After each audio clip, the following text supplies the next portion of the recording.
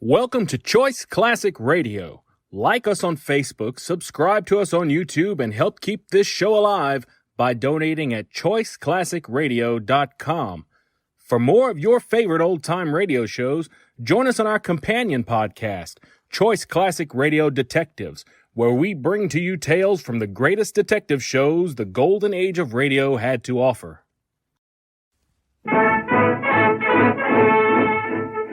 Good evening. This is Orson Welles. Tonight, the English star, Mr. Laurence Olivier, fresh from Hollywood, where he's been making Wuthering Heights, and just over from the Ethel Barrymore Theater, where he's been rehearsing with Katharine Cornell in Guthrie McClintock's new production, No Time for Comedy, joins us at Campbell Playhouse as John Geste in Beau, Geste. With him is your favorite villain, Mr. Noah Beery, who will bedevil Mr. Olivier and me in the bloodthirsty person of his original Sergeant Lejeune, which Noah Beery made famous in the silent picture version of P.C. Wren's celebrated romance about the Foreign Legion.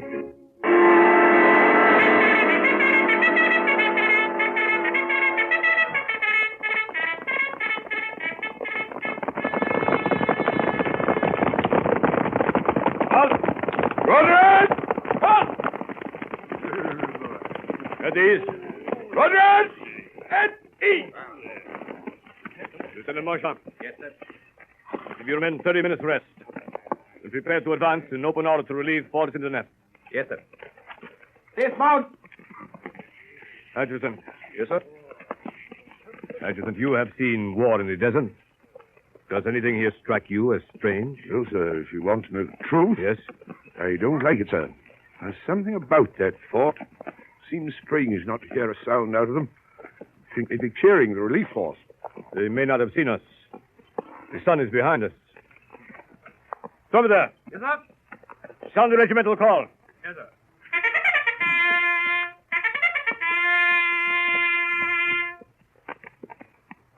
No answer. Do you think it's an Arab trap? I don't think so, sir. That's not the way the Arabs work. Courage and cruelty I've seen in them, but nothing like this. Adjutant, let me have your glasses. Here you are, sir. You see anything, sir? Flags flying. Men at their places along the wall. Rifles level. It's strange, sir. Not an Arab in sight. Yes. When the bugle sounded, not one of them moved. Did you notice that? How about the lookout platform, sir? From there.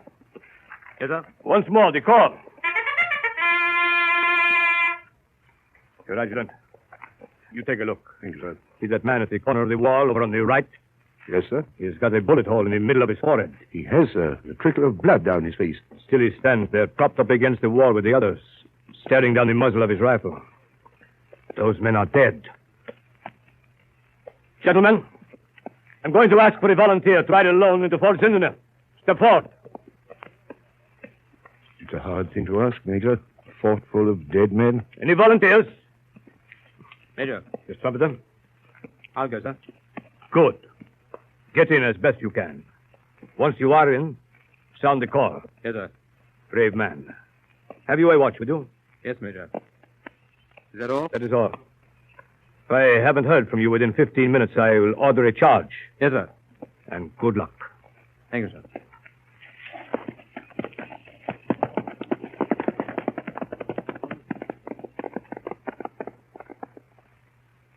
That was the last time they heard him speak. They saw him ride towards the fort, picking his way among the dead Arabs. They saw him stop under the wall of Fort Zindener.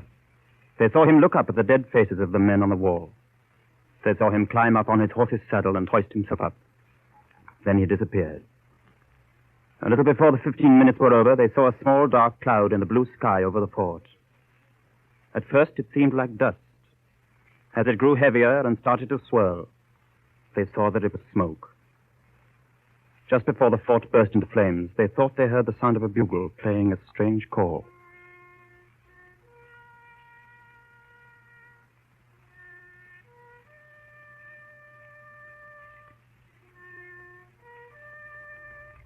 That man, the trumpeter, was my brother. There were 3 of us, and I am the only one alive. My name is John Geste. Here is our story. It begins in England at Brandon Abbas in Herefordshire. Here we were brought up by our aunt, Lady Brandon, her dead sister's 3 boys, Michael, Digby, John, and her own daughter, a little girl called Isabel. Michael was the captain, our hero and leader, Lady Brandon's favorite nephew. As a child, because of his looks, she called him Beau. Beau Geste, and the name stayed with him. Digby was the lieutenant. He was Beau's twin, smaller and a quarter of an hour younger. I was a year younger, their mascot and their obedient slave. There was a game we used to play in the lily pond at Brandon Abbas. It was called Naval Engagements. It was played with 2 toy boats, each crowded with lead soldiers and bearing 3 brass cannon loaded with buckshot. Is your ship ready, Lieutenant? Ready, Captain. Light the fuses. Ready? Go. Hey, only one of my guns are firing. Must be improper fusing. No battle. Fetch him in, John. Aye, aye, Captain. You better tuck your trousers up, John. Mind you don't lose men overboard. I got them. Oh, What happened? I'm shot. Stop making faces and come here. Oh, Be quiet, Isabel. Don't look at it. Let me see, John. is the bullet inside his leg? How does it feel, John? Just like being shot. I'm going to be sick. What are you going to do with your knife, Beau? Going to cauterize the wound, Captain, and prevent it turning septic? No. Naval surgery without anesthetics. Cut out the cannonball. First, I have to sterilize the knife. Now, John, will you be gagged or chew on a bullet? I don't want to be disturbed by your beastly yells. I shan't yell, Captain. Sit on his head, Digby. No. Hold his hoof, then. Isabel, hide your eyes and keep still. Is the bullet out yet? Almost. Hold him still, Digby. Here it comes. Yeah. How do you feel now, John? I feel all right. I'm going to confer a new name on you for bravery. Stand up, Digby, and salute. John Geste, because you didn't cry when wounded in battle and didn't yell during a major operation of naval surgery without anesthetics, I now give you the rank and title for the rest of your life of Stout Fella. Oh, thank you, Captain. I say, Captain, do you think we could manage a Viking's funeral? Right you are, Lieutenant. Stout Fella, you have also earned high honor of a full-dress Viking's funeral. We can use my book. And one of my soldiers. John, you may choose the one you want to be. I'd like to be one of the new blue ones, if it's all right, Captain. Hand me one, Dig. I now solemnly name this valorous soldier the Viking Earl, John Geste. Now, put him on a matchbox filled with explosives, Dig. You sit here, John. Stand up, everyone else. Hats off. Ready, Digby? Lighter. Now, shove her way out. There she goes. I can still see the Viking in the center. That's what I call a funeral. I'd give something to have one like that when my turn comes. What's more, I'll write it down in my will. None of you dirty little dogs will get anything from me unless you see it properly done. I'll give you one, Beau, whenever you like. So will I you, Dig, if you die first. Shake on it. Shake. Blow your bugle, Digby.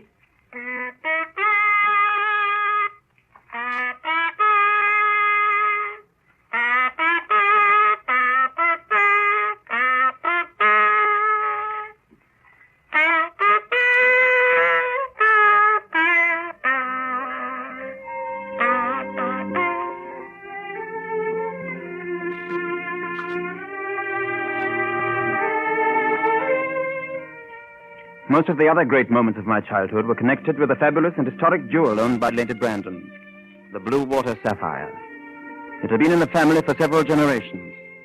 Often people came to see the sapphire, princes, diplomats, jewel merchants from every corner of the globe. I remember the last time I saw it. We were home for the Christmas holiday. I was 18 then. Beau and Digby were at Oxford, and I was in my last year at school. On Christmas Eve, we persuaded Lady Brandon to get out the blue water for us to look at. Just the family, Beau, Digby, myself, and Isabel. Well, there it is, children. Dolly. Beauty, isn't she? Remember the Indian Maharaja who fainted dead away when he saw it? And it took 20 minutes to revive him. No wonder. It still makes me dizzy. I thought we'd never get rid of him. He kept coming back to see it again, 3 or 4 times, wasn't it, Aunt? Never mind the Maharaja. Look at the blue water. Seems to get bigger and bigger. Yeah. Makes you want to dive into it head first. Just disappear inside it. I say, what's What's happened to the lights? Now, don't wander about anybody. Knock things over. The lights will go on again in a minute. They always do. It's something to do with the new power station. But Aunt, this is the 3rd time it happened this week. Why doesn't somebody get a candle? It's pitch black. Oh, there. I hope they stay on. Auntie, look. Look. It's gone. Whoever did this, please put it back. It's not funny. You suppose it fell on the floor? It was under the glass cover. Whoever took the blue water, please put it back at once. John, Why do you accuse me? you were nearest the table. Oh, John, nobody accused you. Put the beastly thing back. Me? I didn't take it. Oh, why don't you put it back, whoever did take it? Let's not keep on pretending. We shall all go to bed now. This room will be locked, but the key to it will be left in the little brass box in the hall. Only you four will know where it is. The thief will have a chance during the night to replace the sapphire without revealing his identity. If the blue water is not here in the morning, the police will be called in. No one will be spared, no matter who it is. The next morning, we found the jewel had not been returned. Only Digby and Isabel and myself were at breakfast. Beau didn't appear. Lady Brandon sent down word that no one was to leave the house. She hadn't sent for the police yet, but we expected she would any minute. It was a strange morning, wandering about the house, each of us keeping to himself, waiting for something to happen.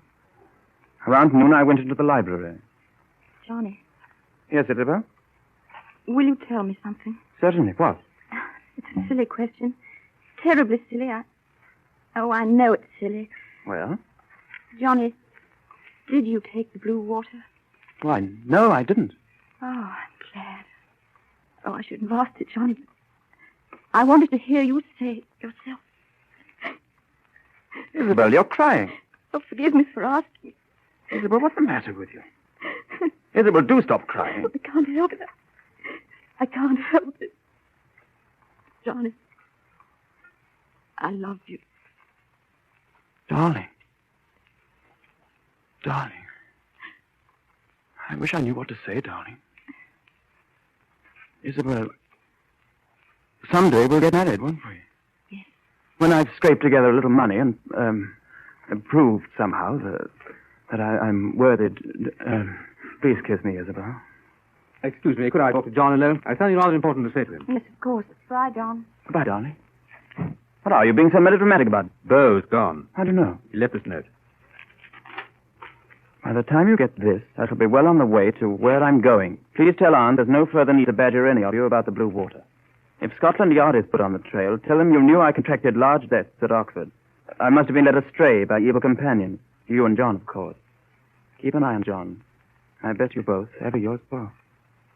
It can't be true. Of course it isn't true. I can't believe it. Not a Beau. Things like an open book. He's taking the blame. But who's he shielding? Perhaps he doesn't know. Look, if Beau didn't do it, then maybe I did it. You didn't, did you? Neither did you, or Isabel. Oh, of course not. It's ridiculous. Exactly. John, we can't let him do it. It'll break Lady Brandon's heart. You know how she adores him. What do we do? Well, nothing for the moment. We'll say nothing. I'll speak to you later. I've got an idea. That evening, I found a note on my pillow in Digby's writing. Dear John, I can no longer let the innocent suffer for my guilty sin. By the time you get this, I shall be well on my way to where I am going. Will you please tell Aunt that Beau's noble and beautiful gesture was a lot of nonsense, and that I'm the real thief? Tell her that by the time she gets this...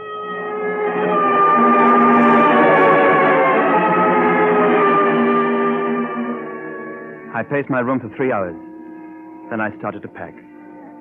As the dawn came up, I tiptoed out through the kitchen door. Through the dim morning, I walked to the station and boarded the first train.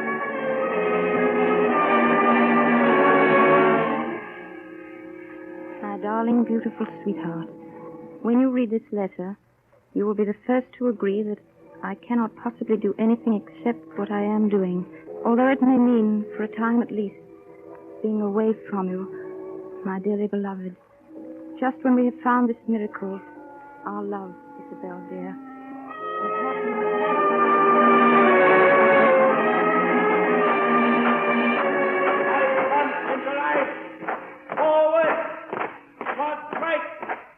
May I speak with the officer in charge, please? Yes, what do you want? Are you the recruiting officer, sir? I am. Could you tell me, sir, if any Englishman... What is this? What happens in England? Does the British Empire suddenly export all our most excellent young men to Paris to enlist in the French Foreign Legion? Then there have been others. 2 others this week. Well, where can I catch up with them? Where can I find them? You mean if you are accepted into the Legion? Oh, you've got to accept me. What do I do? Well, first the physical examination. For you, that will be easy. But you know what you're doing? Of course. Listen to me, young man. In the beginning of volunteer enlist for 5 years. His pay is 1 sou a day. The discipline is hard. Harder than that of any army in Europe. If a man deserts from the Legion, he is shot. Think it over, young man. Think it over. They accepted me. I signed a paper and I was a soldier of France. Name, John Smith, Foreign Legion, 103762. A week later, I was in Iran in Africa. Then on to an inland town, some 20 of us on foot.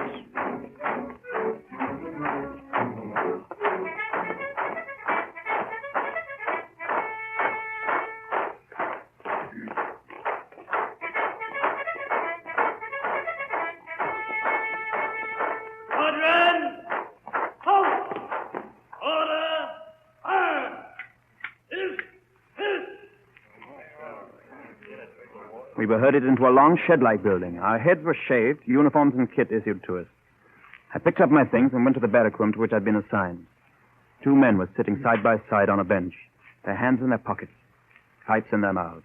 Well, well, enter the third robber. Beau! Digby! How wonderful to see you. I was afraid I mightn't catch up with you. Oh, my poor, dear, idiotic, mad booby. What the devil do you think you're doing here? Fleeing from justice, Beau. What about you? Same thing. Did you dig?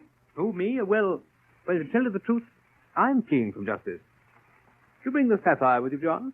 No, I didn't bring it with me. Careless. Did you bring it, Beau? Yes. You too, Digby? Oh, never travel without my sapphire. I suppose one of us 3 has got it. 2 of us.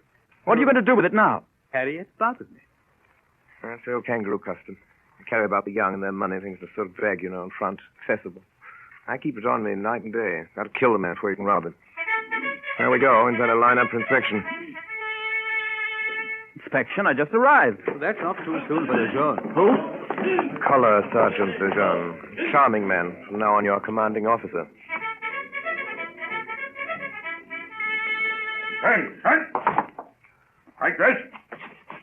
Steady. Front. Oh, a new company of jailbirds, eh? Why couldn't you go to the prison instead of coming here to waste my time? Well, I'll make you wish you hadn't come near the Legion. I'll make you wish you were never born. Let's see what we have here. You. What's your name? Schwartz. Say, sir, when you speak to me. How about you? Who are you? My name's Hank. Hank Locker. Come from Silence. Chillicothe. Any more silence, insolence from you? I'll tie your wrist to your ankles and the small of your back. Okay, sir. And what's your name? Smith. Oh, another English boy, eh? Let's see your hands. I thought so. Soft as pancakes. Never done a stroke of work in your life, eh? Well, I'll harden those for you. I'll manicure you before I die. Silence! Open your mouth again, and I'll close it with my boot. Now then, you all may look like scum, but before I'm through with you, you'll be soldiers. Yeah. I'll make soldiers out of you if I have to kill you. Beginning tomorrow, we'll drill and march. You hear me? Drill and march.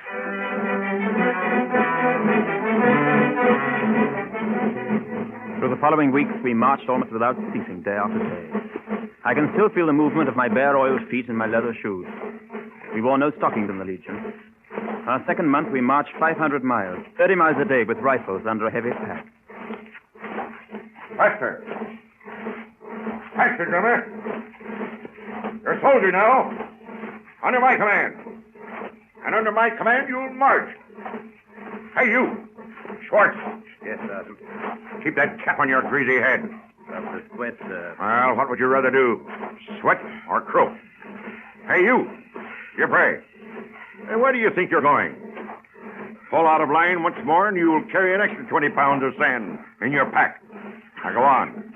Get back into place. Run. Corporal. Yes, Sergeant. When we make camp tonight, see that our friend Dupré gets his rest. But first, give him 25 lashes, and then let him do sentry duty till midnight. And after that, Private Dupré, you can have your rest. Dupré. I can. How many? Halt! Well, face! Now then, pigs. Lying before you here, you see a gentleman who wanted his rest now. Well, I'll show you how we wake 'em up in the Legion. Dupre, get up. Get up. Perhaps a boot in the ribs will help. Sergeant, Yes, Englishman. Well, what is it? my brother and I will carry him if he comes. In the Legion, every man for himself. If he doesn't want to march, he can stay here. Now, don't you worry about Dupre. He won't be alone here for long. The vultures will keep him company. All right, detail. Well, face. Forward. Double time. Fight!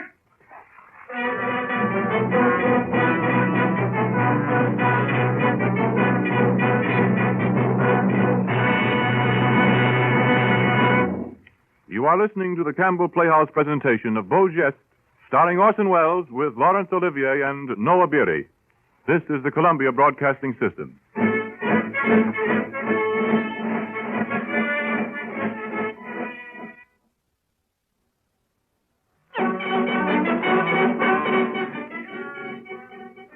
In the Legion, there were many conflicting reports as to what particular job we were being trained for. Some said a border demonstration, peaceful penetration with the bayonet. Others talked of a far-flung uprising of all the Arab nations from the Atlantic Ocean to the Persian Gulf. Meantime, we drilled and drilled, marched and marched. Then one day came bad news. We were to be separated. Digby remained as trumpeter with the regiment in Jagadir. Beau and I, with the 2nd Company, were detailed to the worst section in the North African service, Fort Zindeneuf, 400 miles away. It was May when we set out, with Lejeune, now adjutant in command. It took us 3 weeks to reach it. In the file beside me as we marched was the American, Hank.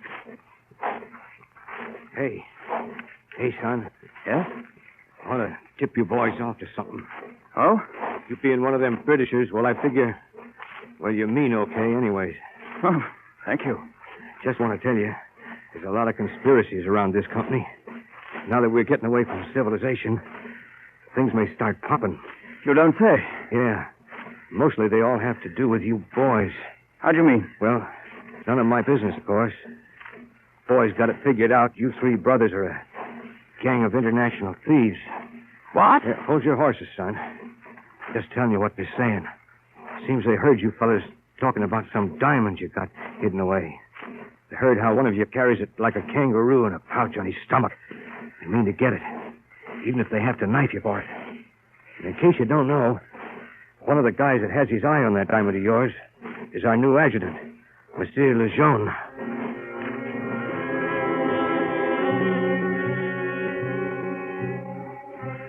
At Fort Zindeneuf, we drilled all day in the sun. Lejeune saw to that. As for the nights, all we could do was to pretend that they were cooler than the days. The 2nd month, desert fever took us. Cockroach fever, men call it, because it crawls through the brain. Comes over a man suddenly, and he goes stark raving mad with the heat. Already 3 of the men had to be put in solitary confinement. In the bed next to my brother slept a German named Schwartz. One night, about 2 hours after lights out, my brother woke suddenly. There was a hand on his shoulder. Hey. Hey there. Hello, Schwartz. What do you want? Why don't you sleep? I want to talk with you. Are you enjoying life here at Zindeneuf? Oh, quite. You would like a change? I like change. Would you like perhaps to see again the civilized world? You and your brother and that precious diamond of yours. I know what you're talking about. Tell me, have you ever seen a pig die? No. You will. You feeling ill? You're not funny. Soon you will see a big pig die. A sacred pig. An adjutant pig. So? And are you the butcher, Schwartz? That depends. So many wish the privilege. Would you? Are you with us? Mutiny? No. We kill a swine. I have no experience as a pork butcher. Then, must we conclude that you wish to join the animals that are to be slaughtered? This pig or butcher? You must decide soon. You think about it. Tomorrow we must know. Understand? Yes. Remember, you must decide. Pig or butcher. It was noon of the next day before my brother could talk to me. He waited for me outside the canteen. Can they hear us here? No, go ahead, Beau. Be quick. Let's figure this out, John. A mutiny here at Zindeneuf. What would that mean? Suppose they succeeded. They'd have to escape across several hundred miles of desert. Right. Problems, starvation, thirst, the heat of the desert, and maybe getting killed by Tuareg robbers. Just mutilated. Right, and left to the over-anxious vultures. Here's something else. I keep thinking of what your American friend said about the blue water. What's the main reason Schwartz and his gang want us along? I'll tell you. So that after we've helped them with the mutiny, they can do away with us in the desert and get this diamond they think we've got. I hadn't thought of that. Once more, there are those anxious vultures. Once more. Now, something else. Suppose Lejeune, another diamond lover, is smarter than the mutineers think. Suppose he has his spies. Suppose he knows of this plot. Then what? Then the mutineers play right into his hands. Exactly. That's what he's waiting for. He has every one of us shot down, helps himself to the blue water, and gets a medal in the bargain. And leaves us once more to the... We keep on ending up with those unpleasant birds. Yes. Well? What do we do? Nothing. Wait. Just wait. I'll tell Schwartz now that we're not interested, but watch him day and night. Beginning tonight, you and I better take turns sleeping. First you sleep, then I'll sleep. Then you sleep, then I'll sleep, you see?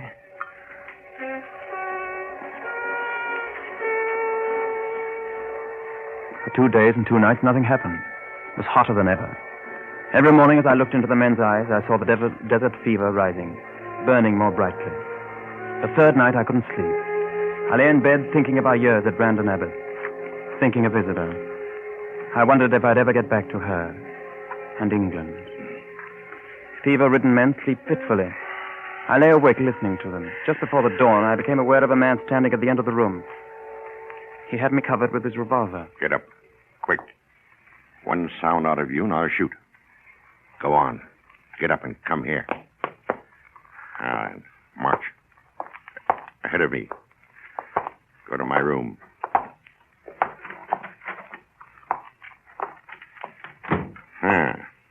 Now, let's see it. Come on, let's see it. See what? The diamond. Did you hear me? That is no diamond, Lejeune. No? I know better than that. I'll tie you out in the desert. You and your brother with your hands in the small of your back. Your mouths full of salt and sand. Then we'll see if you've got a diamond. But that'll keep. Right now, there's work to be done. You want to live? On the whole, I think so. On the whole, you do you? All right, then. Now, listen to me. I know all about this mutiny, as I know everything else done and said and thought in this fort. And I know who's in it. Schwartz, Voladair, Voldani, Vogue. And I'm going to attend to it. Now. Tonight. You hear? Well, answer me. I hear you. Well, say so then. Now, you'll go back with me to that barrack room. First, wake up your brother. Get your rifles, yours and his. I'll stand at the door and cover you. You go from bed to bed and take every rifle. If any man speaks, don't answer him. If any man moves, shoot him, as a mutineering dog should be shot. You understand? I understand. Make a sound or a false move, you'll be the first that dies. All right. If you want to live, move.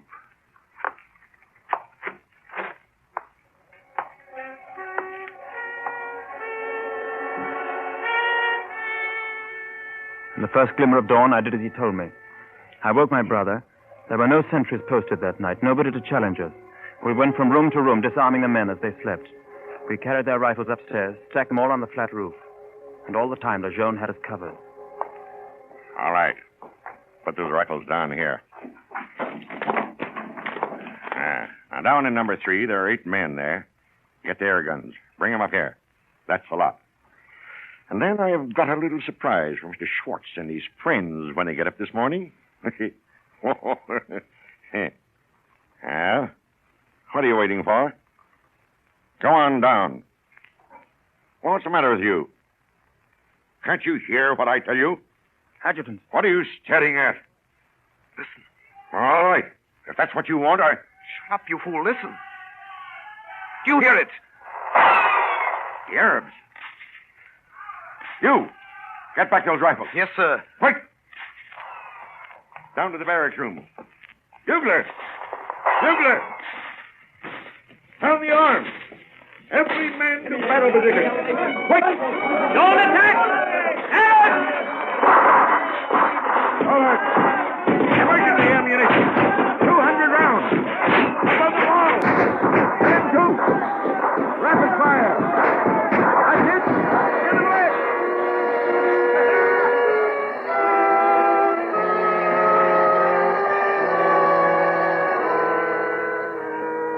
Towards noon, the Arabs retired. They fell back as suddenly as they'd come. The attack was over. But all afternoon, the Arabs kept up a desultory fire. Every now and then, a man was hit. Undercover! Haven't you got any sense? Corporal, take that man downstairs. Give him first aid. Be back in 5 minutes, you hear? Yes, sir. Schwartz! Schwartz! Yes, sir. Come up here. Up on the wall. Yes, sir. Look out there, toward the oasis. Tell me, what do you see? They're climbing the trees, sir. They're shooting down at us from the trees. Exactly, Mr. Schwartz. They are shooting at us from the trees. Now, we'll have to get those Arabs down from those trees, won't we, Mr. Schwartz? Yes, Adjutant. All right, Mr. Schwartz. Now, you climb up to that high lookout platform. But, Adjutant, and from there, you'll get a good shot at those Arabs. Please, Until they get you. Up! But, Adjutant, Get up there, I tell you. Go on, or I'll shoot you myself. That's it. Go on up. And while you're up there, maybe you can think up some more plots. Go on. Get up there.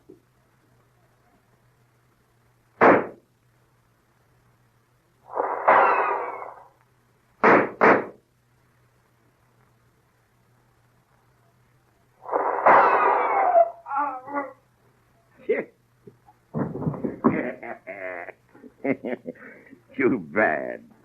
Brave soldier. Just died for the Republic, eh? And one mutineer less. Now then, mutineer number 2. Ballader. Yes, sir. You're next. Yes, yes. Get up on that platform, Mr. Ballader. Go on. Climb.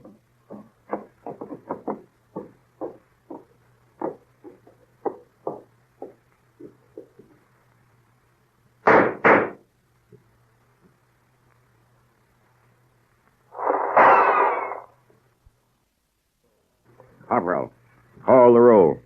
Dubois. Yes, sir. Smith. Yes, sir. Boldini.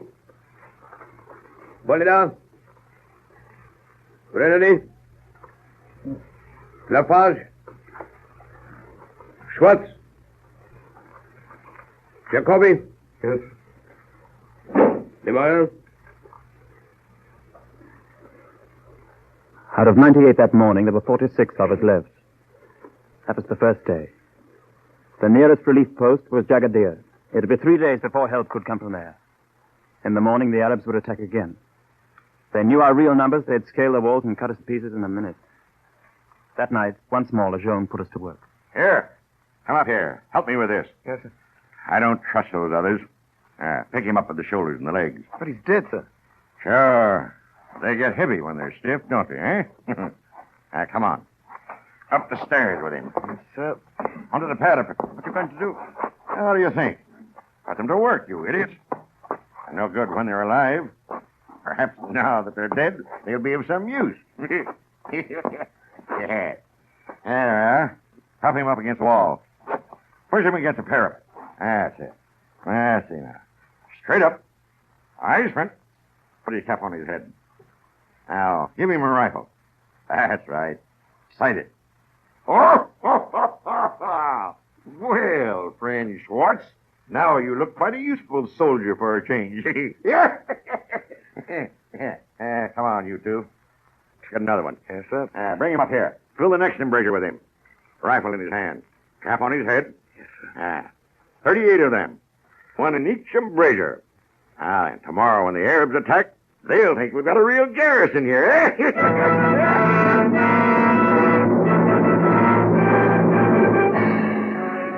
It worked. The next morning, the Arabs attacked again, but they kept their distance. All day, their fire poured into the fort, and inside, a handful of desperate men ran from parapet to parapet, shooting over the dead men's shoulders. Whenever a man fell, Lejeune would pick him up and put him back in his place on the parapet. He seemed to take a ghoulish delight in arranging them and sighting their rifles and putting their caps on straight. Once or twice, he lit cigarettes for the dead men. Cigarettes gradually burnt till they were spent in the dead men's mouths. But it worked. At the end of the day, they withdrew beyond the sandhills. And now, my merry friends, before we go to sleep, we're going to have a little celebration. Yeah, just the few of us. We'll celebrate what a good time we're having. We'll let the Arabs hear us.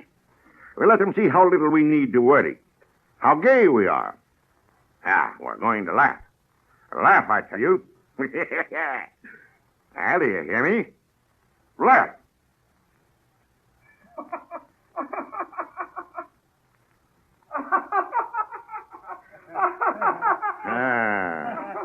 That's it. Well, come on, you. Now from left to right. Laugh.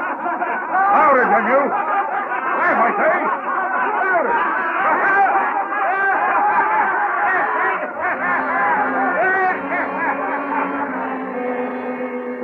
In the middle of the silent quadrangle of dead men standing guard, we celebrated for hours, until we lay back exhausted on the stone roof of the fort. Late that night, Beau dragged himself near me. Got a cigarette, John? Just two, here. Looks like the last lap, Johnny. Last cigarette. Last nothing. The leaf is halfway here by now. Hope so. John, if I die and you don't, why don't you do something for me? Of course, Beau. There are 2 letters in my pocket and a small package and a money belt around my waist. One letter's a sort of public letter, the other's for Lady Brandon. Package is for her, too, only the package isn't really important. The letter is important, though. Whatever you do, swear you'll give her that letter. Beau, don't talk like that. You're not going to die. Maybe I'll die. Maybe we'll both die. Maybe neither of us will. I don't know, Johnny. I just feel it in my bones. Johnny, will you swear? Of course I will. Good. Well, goodbye, dear old Johnny. Wish to heaven I hadn't dragged you into this, but I think you'll come out all right. Give my love to Dig, will you? And here's a bill. I hope someday you two will be very happy. In the morning, the fighting started again. The same tactics again, running along the walls, shooting dead men's guns. By noon, there were only 7 of us left. 2 hours later, there were only 4. Each took one wall.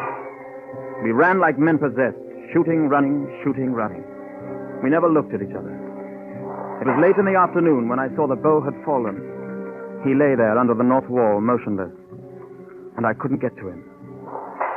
After that, I can remember nothing until it was night. Then suddenly my brain cleared, and I saw Lejeune bending over Beau's body, fumbling at his belt. Get away from there, Lejeune! No diamond, eh? No diamond! Leave my brother's body alone! Give me that letter! Give me that packet! Stand right. Stand back, you English swine. Give them to me, Lejeune! I'll move, and I'll shoot. Give me those letters and that packet! I said give it! The shot went wild, but my bayonet went straight through his heart. He fell dead on his back. I sank down on the stone. Then for the first time I realized that Beau was not yet dead. It was because of him that Lejeune's shot went wild. He had reached out and seized Lejeune's foot, jerking him off balance as he pulled the trigger. Stout fellow, John. Got the letters? You'll deliver them yourself, Beau. No. We two are the only survivors. The relief will be here soon. Listen, Johnny. I'm for it, all right. I'm bled white. Listen. I never stole anything in my life. Tell the guy I said so. Johnny, do get a letter home. Beau, wait. Look, I'll get some bread. No, Johnny, now listen. Those letters, one's a confession. No need for you and Dick to carry on the game now, and you must get the confession published. You've got nothing to confess, Beau. Don't be an ass, Johnny. It's the living we have to think about. Leave the confession where it'll be found. I'll haunt you. I'll gnaw your neck and go boo in the dark. No, don't go. Here, Johnny. Promise. Johnny. I'm going blind. John, where are you? Promise. Confession.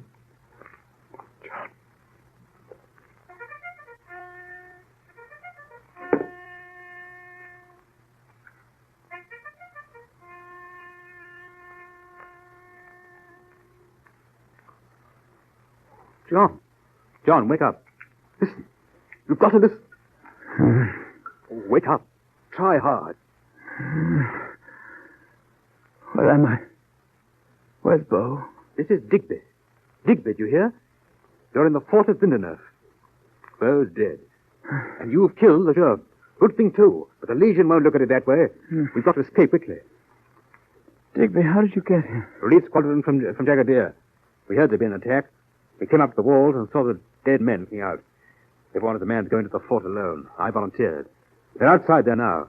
If I don't get the call within 15 minutes, they'll charge. We've only got 5 minutes left. Where's Beau? Where's Beau? On his bed downstairs. Come, John. There's something we've got to do. You know what he'd have wanted. A Viking's funeral. That's right. We promised that day. At Brandon Abbott. Now, quick, help me. I've piled wood around him and sprinkled oil on the wood and all over the barracks. It's all ready. There's just one more detail. Get up, John, quick. What are you doing? Remember, a Viking's funeral needs a dog. Don't you remember? A dog at the feet of the captain. Well, there's a dog. Lejeune. Dig. Have you gone mad, too? Harry, we haven't time to lose. Help me. He wanted a full Viking's funeral. He'll get it. We dragged the body of Lejeune downstairs to the barrack room and laid it at Beau's feet. Digby knelt down and struck a match. As he threw the match toward the bed, we raced back up the stairs. A moment later, the flames leaped high into the air.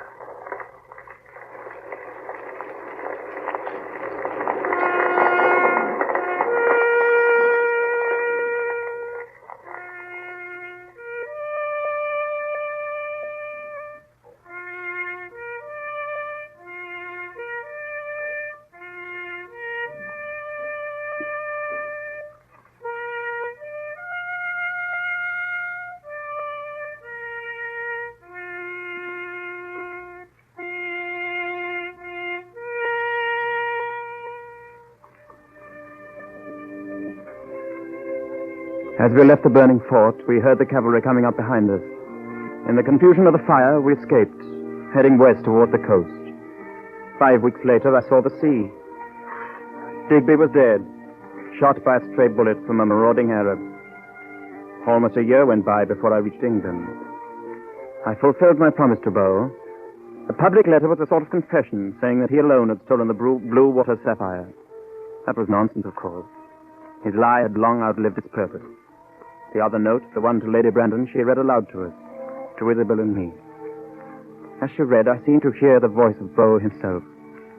Beau smiling and talking to us across all those miles from that land of the dead, from Zinderner.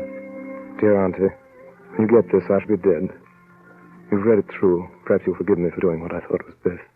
You see, I thought I was doing something that might in some measure repay you for your great goodness to me and my brothers. My dear aunt, I knew you'd sold the blue water to the Maharaja in order to keep the estate going, for our sake and for the sake of the tenants. I also knew you were frightened that the sale would become known, for technically you had no right to sell the jewel, which was left to you in trust. I knew you'd had a duplicate made, and I kept thinking how splendid it would be if we had a jewel robbery and the blue water substitute was stolen. You could put Scotland Yard on the trail of the burglar, and as long as it didn't catch him and recover the sapphire, everything would be splendid. And everything would have turned out fine, too, if those incredible brothers of mine hadn't gone and bolted to a possibility that never occurred to me. Well, I hope my idea did work in part, anyway, and that your secret has been kept. How can we ever repay all that you did for us? My love to you and to the others, too. And all the happiness in the world to John and Isabel, your nephew. Beau Geste.